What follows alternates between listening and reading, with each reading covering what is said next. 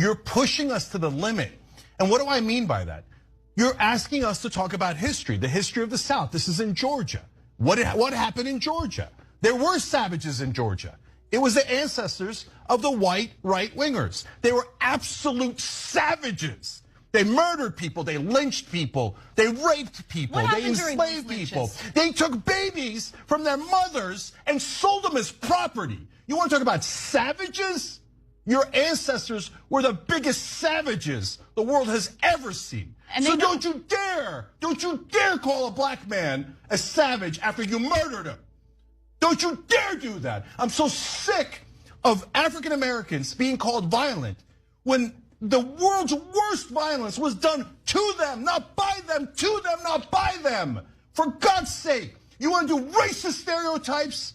If it fit anywhere, and it doesn't, but if it fit anywhere, it would certainly fit white right-wingers in the South, who has hundreds of years of history of being savages. Savages! Europeans come to this continent, literally ethnically cleanse the indigenous population out of existence, kill them on a scale that has hardly been equaled, and refer to them as savages. That's an achievement. Who's the savage? The first time I encountered this was in a little town in Massachusetts called Deerfield. It's a reconstruction of what that little town looked like in colonial America. And in front of each house is a plaque that explains something about this house. And then description. On the 18th of October of 1702, the savages attacked. The first time I saw this, the savages. You come in here, destroy everything these people have, and they are the savages.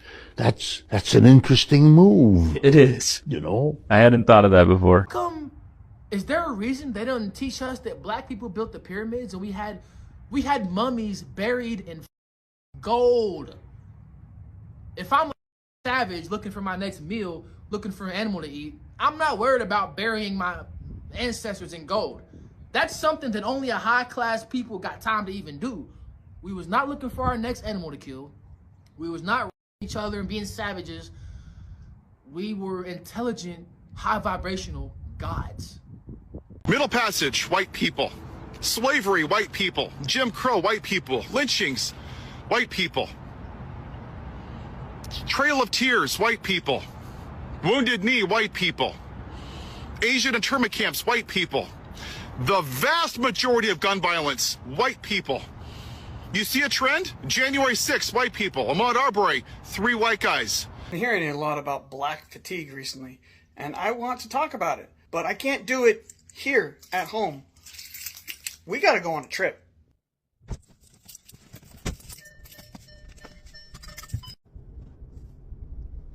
So here we are. We are at Plaza Ferdinand VII, and that's a Confederate monument. And you wouldn't know it for looking at it, but this park you see behind me, 2 men were lynched here. Across the street we have the Pensacola Museum of History.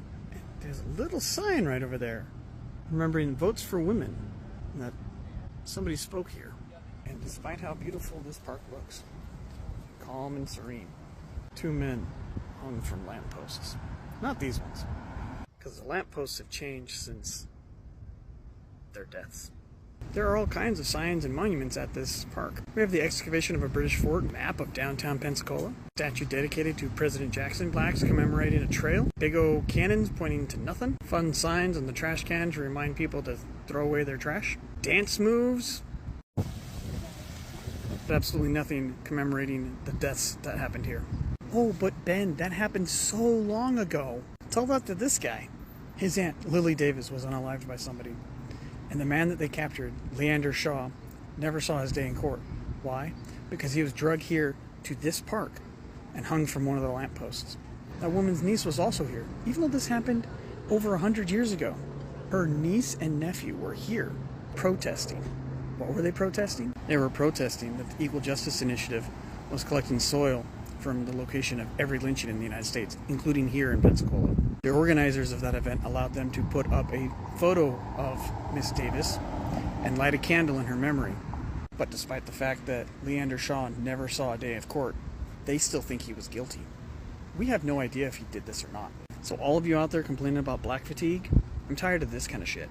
I'm tired of white people complaining about things that happened in the past. I'm tired of white people blaming black people for things that they didn't do or preventing them getting a day in court. We see it today with Carmelo Anthony. He needs to get his day in court.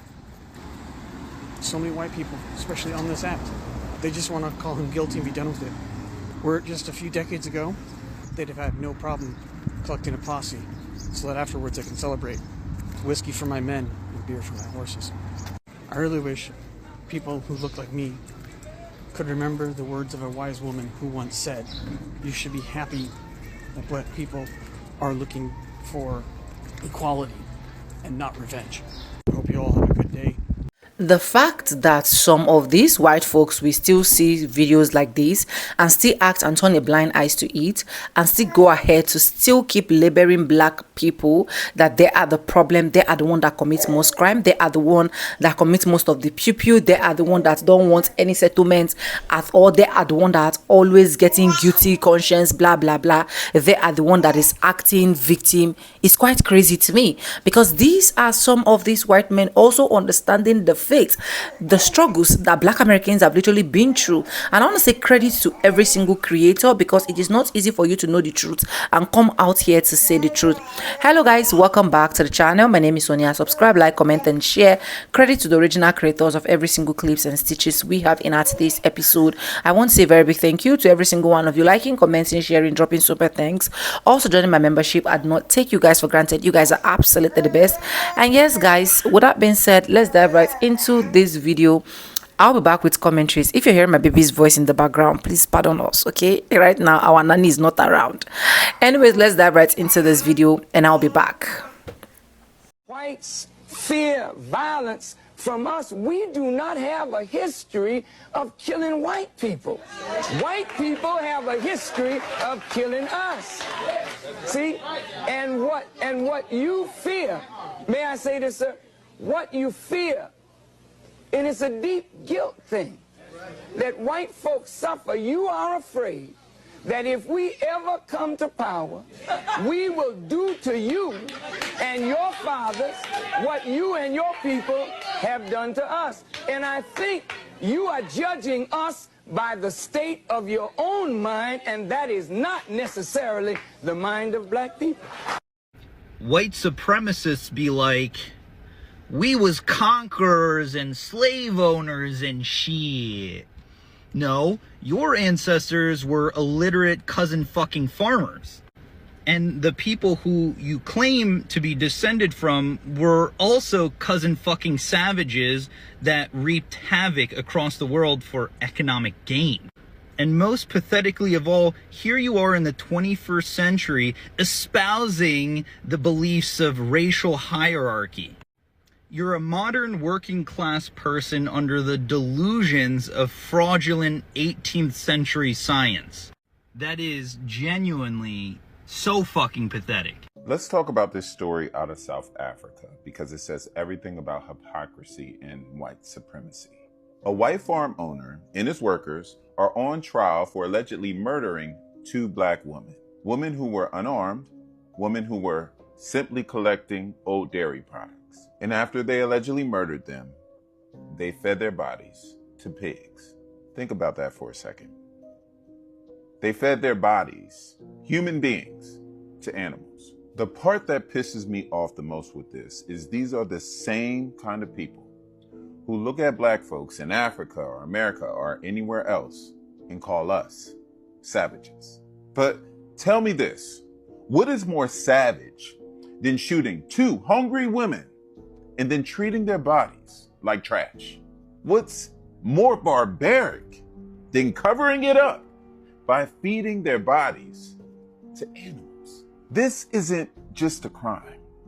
This is a reflection of a long, ugly history. If you remember, colonizers stole land, they massacred villages, and they called it civilization. Slave masters whipped, raped, and lynched black bodies, and then had church the next morning. Apartheid made people strangers on their own land. And then when we resisted, They called us violent. See the pattern? Whenever black people act out of survival, we're branded as criminals. When white supremacists murder in cold blood, it's protecting property. It's isolated. It's lost in the news cycle somehow. And then you got politicians like Trump, who push this lie of a so-called genocide against white farmers, while ignoring the everyday violence against black South Africans. That's not just hypocrisy. That's propaganda trying to flip the script and make the oppressor the victim. You want to know the truth? Black people are not savages. What's in our blood is resilience, creativity, and survival against all odds. But what's in their history, their very foundation of white supremacy, is violence, exploitation, and the dehumanization of others. That's the real savagery. So the next time someone dares to point the finger at us, remind them, we didn't invent this cycle of brutality. They did. And we've been surviving it, exposing it, and rising above it for centuries. Now let me ask you this. When are we going to let them stop defining the narrative and start forcing the world to see the truth for what it is? America's first recipe was deep fried Native Americans. Yes, they used to cut Native Americans up into chunks and dip them in hot frying oil. That was the founding of this country. The entire town smelled like burning flesh. Yes, the real founding history of this country is, like I said, cannibalism. This is why they're trying to take this out of schools. They don't teach this in schools. And this is why you need to grab the book, A People's History of the United States by Howard Zinn. They've been trying to ban this book for a reason, you guys. If you see the orange shopping cart down below, this book is still on sale and it's still available. White people are the only group of people who will label you the aggressor because you refuse to let them disrespect you. 14 years. From 1863 to 1877, look at the progress that black people made attempting to be free, Blacks made great strides achieving political offices, developing private businesses, even setting up dozens of all-black towns. In fact, about it, we had built 60 towns. But white terrorists targeted them for destruction. As in Tulsa, Oklahoma, the first bombs that ever fell in America or on American soil fell on Black Wall Street. Y'all remember Black Wall Street in Tulsa? But white culture is formed in savagery. I also said there isn't a place on God's green earth that they haven't come there and decimated the native inhabitants. There isn't a place. They are murderous savages. That's their culture. They call it conquest. We call it savagery. This is broad history. This is the history of white cultures. When they have the intention to invent a weapon, they don't just invent a weapon that can harm an enemy in one-to-one combat. No. They invent bombs that can decimate entire populations. They invent viruses like smallpox that they spread amongst unvaccinated Native Americans and then decimate their populations. And therefore the Americans, have got a native population which is less than the settler population in certain countries like Argentina. I mean, even a country like Brazil, yes, obviously there are still some native inhabitants there, but their population is less than those who were brought in from Africa as slaves, as well as those who came in as European settlers in the colonial times. So the culture of white people throughout white history, even to this very date, is that of savagery. It's that of inhumane behavior that is normalized to the point where they feel like they're entitled to behave like that. Learn from some of the best. They had some white boys came over here that did the first beheadings in Point Coupee, Louisiana, where I'm from. Slave insurrection, that was the way you dealt with it. Tuskegee syphilis incident. We're going to see how black men die if they have syphilis, but we pretend we treat them with penicillin, and we're just going to watch the pathology of how they die. Now, that wasn't back 200 years ago. That was 1930 to 1974. We're talking about giving these wonderful blankets to the Native Americans infected with smallpox as they walked on that trail of tears just to see how they die and to eliminate their population so we can take all of that land. So the violence that is in America has come from a very learned position that was brought here by some Caucasian folks. All right? So, what is white fear? We can take that question in many directions, but I think that there's only one way to explain this. White people are afraid of other races being in power in this country. They don't like anyone that isn't white involved in anything that can systematically change this country. Especially when it's systemic change that is in the better interest for everyone, not just white people. White privilege is real. Systemic racism is real, and white ignorance is the driving force of both of those. And many white people don't even know this. Many of them don't even believe in it. What many Latinos, Hispanics, Asian people, and black people will say differently. But Roland Martin broke this down perfectly, and I'm paraphrasing here. First, we have to understand white fear. It is important to understand the insanity and the history behind it also. Without the proper knowledge of this, we will continue to be blindsided every time white fear inevitably rears its head. So let's look back when white fear really got its start. Slavery. The moment slaves were given freedom, the South became furious. January 31st, 1865, slavery was abolished. However, most slaves in those southern states didn't find out until June 19th, 1865, a day also known as Juneteenth. And that's just the beginning. Once black men started being voted into Congress in the South, white people lost their minds even more, especially those down in Mississippi. Dude, once white people started screaming, too many blacks are being voted into Congress, that's gotta stop. White fear started brewing in Mississippi. And guess what? Since 1890, not a single African American has been voted into state office in Mississippi.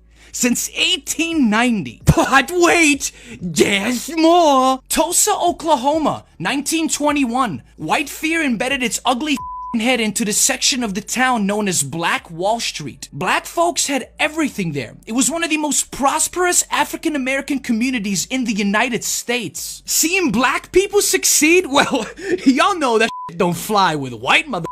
This scared white people so much that they thought black people were gonna start taking over everything and even enslave white people. I wish I was kidding. So you know what those white people did? They burned that whole section down. Burned it down because white fear was flowing through their veins. Central High School, Little Rock, Arkansas, 1957. Just because this high school was integrating 9 black students into their program, white fear emerged and had white people following them on their way to school, screaming at them, throwing racial slurs at them, spitting at them. I wonder whose grandma this is today, if this is even alive. I would love to hear her opinion on this matter nowadays. Ironic it is that the right demonizes people of color when the only time I feared for my life has been around a white man. I get so many hate comments like these few here. Most of the time I just write it off as immature, angry men, but the times that I've genuinely been scared that violence was going to be inflicted upon me have been white men. Not to mention that a lot of domestic violence as well as many mass shootings are committed by white men. There are going to be people in any demographic that commit crimes, but the fact that the right focuses so intensely on the single crime that a person of color commits is so dishonest. Some of the craziest things that have happened to me since I started posting is that I've gotten my account banned because white supremacists mass reported me for being underage, which I'm clearly not. They found my phone number and leaked it, so I had to change my phone number. They tried to get me fired by contacting any school in Chicago to see if I worked there. There was even an online page to see who was calling which school. I've literally been called a race traitor and told that I will be lynched along with POC. So no, people of color aren't the problem here. It is white men, and that's why I make the content I do. They prove it to me more and more every single day why it's... If you really think about it, white people are such deflectors.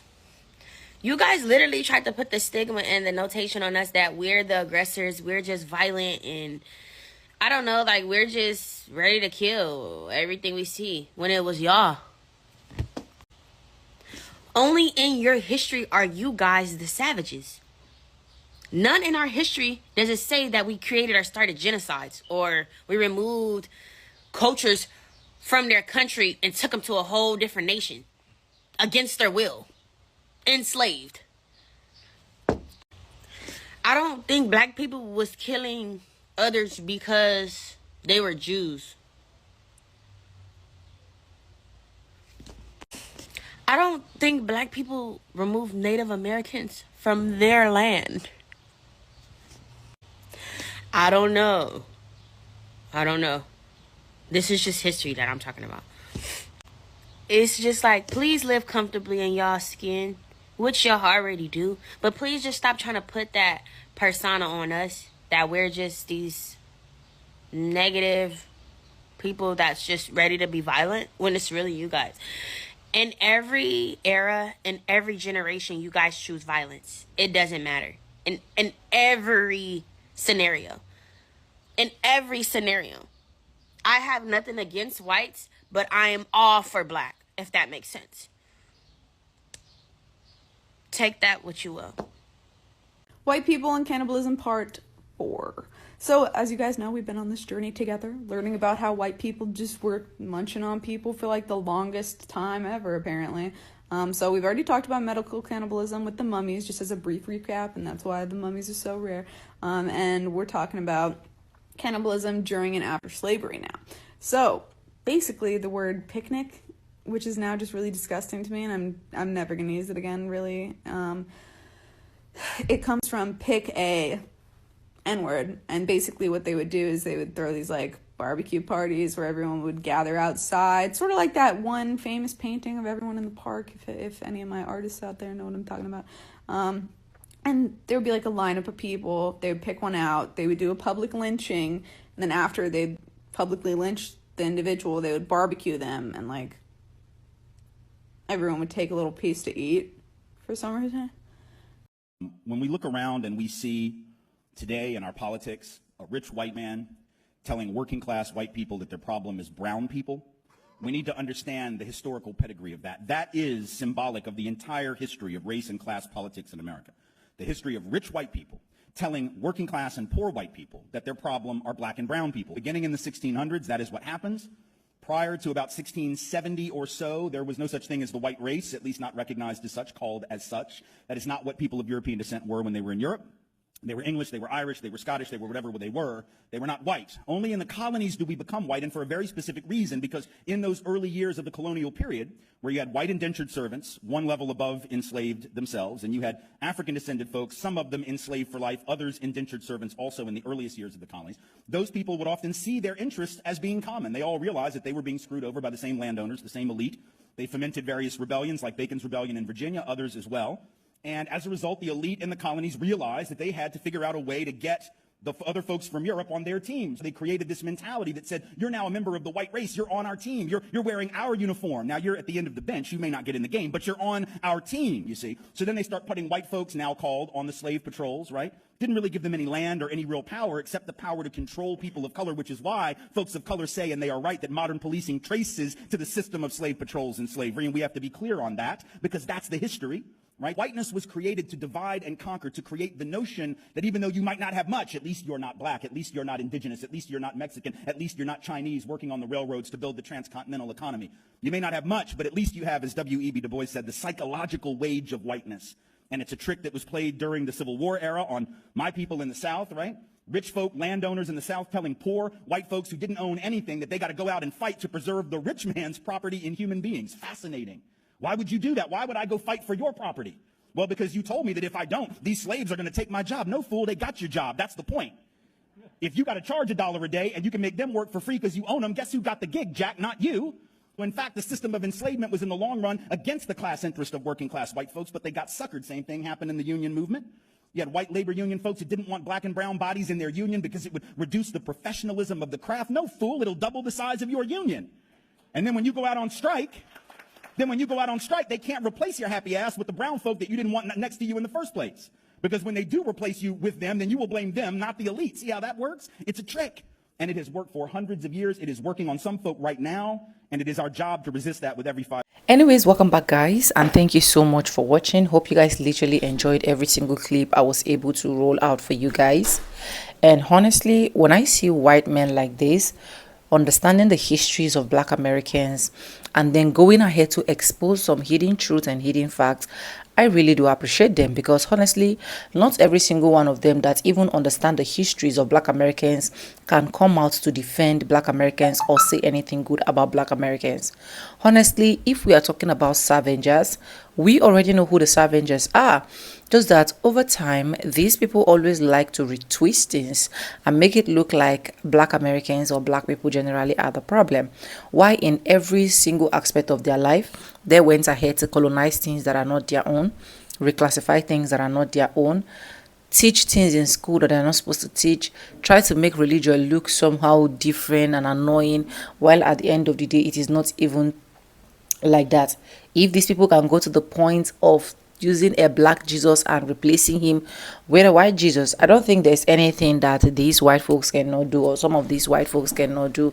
And that is why when I see some clips of some of these white folks really spitting out the truth and saying things exactly as they are, I really do appreciate them. And I want to say credit to every single creators in this video, and may God super bless them for understanding the struggles of Black Americans. Over time, we know that Black Americans, Black people generally, but especially Black Americans, have gone through a lot: segregation, Jim Crow, slavery, name it, lynching, in even till date. Like 2 days ago, I just uploaded a video of a woman that was hang on a tree, and that is not even the first one. A man, like, it's just a whole lot of scenarios to deal with, and every single time you come around to see some of these white folks also trying to make it look like Black people are the problem.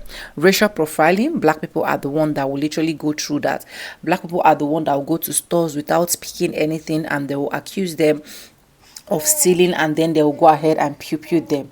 While at the end of the day, every single thing that these people literally are enjoying, or every single benefit they are getting, it is as a result and the blood of and tears of and sweat of Black folks, especially Black Americans. And that is why a lot of them are quite shocked that with every single thing that have literally happened, Black Americans are still standing, they are still thriving, they are still wasting strong, they are still becoming who they are. Because at the end of the day, there's a say that say you can only destroy the physical, but you cannot destroy the soul. It's as simple as that. And I love the fact that Black excellence is speaking really high, despite every single thing that Black people are literally going through. I love the fact that these people want to be like us typically, but still they will still try to make it look like their own white name directly is actually the superior, while the Black one is actually less. It's just a whole lot to deal with anyways when it comes to these white people. But let me know what you think in the comment section, and credit to the original creators of every single clips and stitches we have in our today's episode. I want to say a very big thank you to every single one of you, liking, commenting, sharing, dropping super thanks, also joining my membership. I did not take you guys for granted. You guys are absolutely the best. And yes guys, with that being said, with no further ado, like I always say in my videos, I'm going to be saying you bye, and I'll see you guys in my next one. What is it? Why are you communicating in my video? What? My baby guys. Anyways, bye guys. I love you guys. Mwah.